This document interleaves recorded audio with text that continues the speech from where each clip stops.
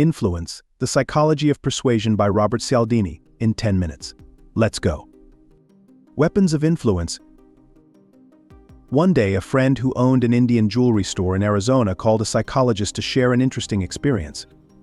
The store owner had been struggling to sell a collection of turquoise jewelry, despite it being tourist season and the pieces being reasonably priced and prominently displayed. In a moment of frustration, the owner instructed her staff to double the price of the jewelry, mistakenly thinking she had marked it down. To her surprise, all the pieces sold out at the higher price, leading her to ponder the reasons behind this unexpected success. The psychologist then related this phenomenon to a broader concept in animal behavior, using the example of mother turkeys that respond to their chicks' cheep sound, ignoring other cues like appearance or smell. This sound alone triggers nurturing behavior, illustrating how animals can exhibit fixed action patterns automatic, repetitive behaviors activated by specific triggers. These behaviors aren't just seen in animals. Humans also have automatic responses, often influenced by simple triggers like a word or price, not the actual value of something. This insight helps explain why the tourists at the jewelry store equated higher prices with better quality, a stereotype they had learned over time. Even without any real knowledge of turquoise, they assumed that more expensive must mean better, demonstrating how automatic responses can influence our actions, often without our awareness. This concept has implications for understanding human behavior and susceptibility to certain marketing strategies or social cues. Reciprocation, the old give and take. A university professor conducted an experiment by sending Christmas cards to complete strangers. Surprisingly, many recipients responded by sending him holiday cards back, even though they had no idea who he was. This reaction highlights the power of the rule of reciprocation, which suggests that we feel obligated to return favors or gestures. The rule of reciprocation is deeply ingrained in all human societies. It compels us to repay others in kind for whatever they have provided us. This rule has played a crucial role in human social evolution by promoting cooperation and trust among individuals, which has led to advanced systems of trade, aid, and social welfare. One striking historical example of this rule in action involved Ethiopia sending aid to Mexico in 1985, despite suffering from severe famine and economic hardship. This gesture was in reciprocation for aid Mexico had provided to Ethiopia 50 years earlier during its invasion by Italy, showing how powerful and long-lasting these social obligations can be. Overall, the rule of reciprocation is a fundamental element of human interaction that promotes ongoing social cooperation and obligates individuals to balance the give and take in relationships. Commitment and consistency, hobgoblins of the mind. Imagine you're at a fair and you decide to bet on a horse race. Right before you put your money down, you might feel unsure about whether your horse will win.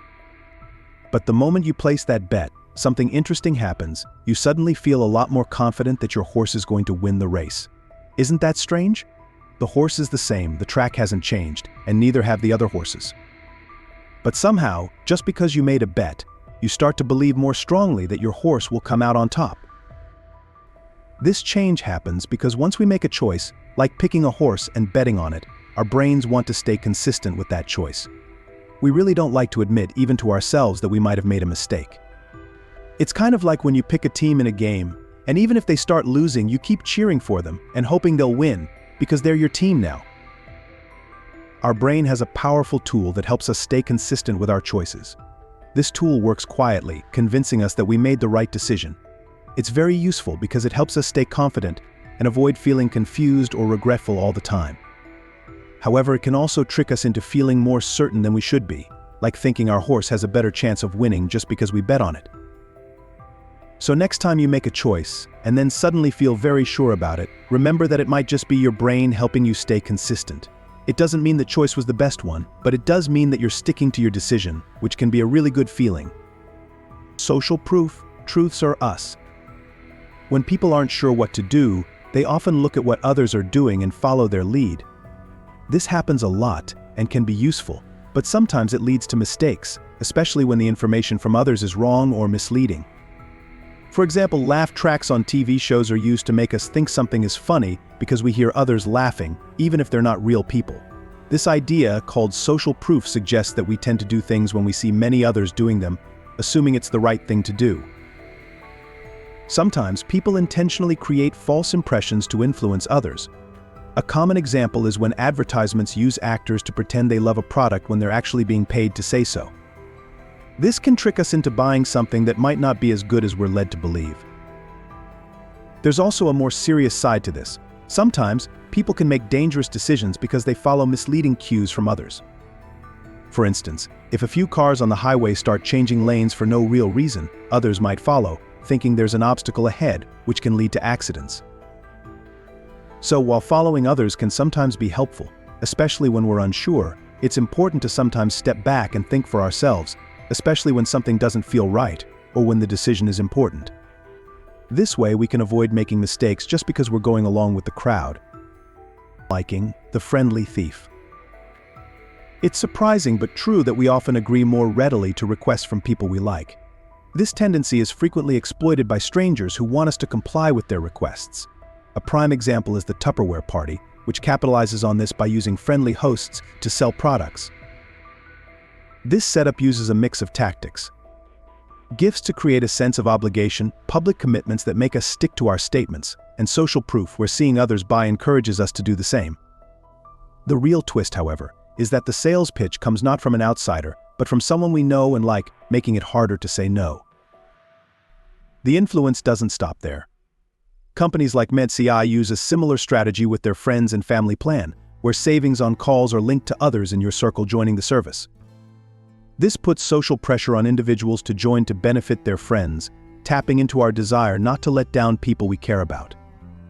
This shows just how powerful and widespread the use of social ties and friendship in marketing and sales strategies can be, often leading us to make decisions based on social pressures rather than our own needs or interests. Authority-directed deference. The infamous Milgram experiment explored how individuals comply with authority figures even when asked to perform actions that conflict with their personal conscience and ethics. The original Milgram experiment was conducted in the 1960s by psychologist Stanley Milgram, who was interested in understanding how ordinary people could be persuaded to carry out horrific acts just by following orders, a question prompted by the actions of individuals during the Holocaust. In Milgram's experiment, participants believed they were delivering electric shocks to another person as part of a learning experiment. The shocks were fake, but the participants were unaware of this, and the setup was designed to test how far they would go in obeying instructions that conflicted with their personal sense of right and wrong. The results were unsettling. A significant majority of the participants continued to administer shocks up to the maximum level when prompted by an authoritative figure, despite the apparent distress of the person receiving the shocks. This outcome highlighted the strong impact of authority on obedience and raised ethical and psychological questions about authority-induced compliance and the limits of personal agency. Scarcity, the rule of the few. The principle of scarcity is a psychological concept that describes how people perceive things that are less available as more valuable, influencing our behavior and decision-making processes significantly. This principle is rooted in the idea that scarcity triggers a sense of urgency and desirability, leading us to value and desire an object, opportunity, or piece of information more when it is rare or hard to obtain. Scarcity is often exploited in marketing and sales strategies. By creating a perception of limited availability, marketers can increase the perceived value of a product or service. This tactic can be seen in limited-time offers, exclusive releases, or special editions, which are designed to prompt quick decision-making and increase consumer demand. The impact of scarcity is compounded when there is competition involved. If multiple parties desire the same scarce resource, this not only heightens the value of the resource but also the urgency to act. For instance, during sales events where a limited number of items are available, the presence of other shoppers competing for those items can make the desire to purchase stronger and more immediate. Understanding the principle of scarcity can help consumers make more informed and rational decisions. By recognizing when our interest is sparked by scarcity rather than actual need or product value, we can resist impulsive purchases and focus on making decisions that align more closely with our genuine requirements and preferences. This awareness is particularly useful in a consumer culture where scarcity marketing tactics are prevalent, helping individuals navigate their choices more thoughtfully amidst the noise of manufactured urgency. That's it. Influence, the Psychology of Persuasion in 10 minutes.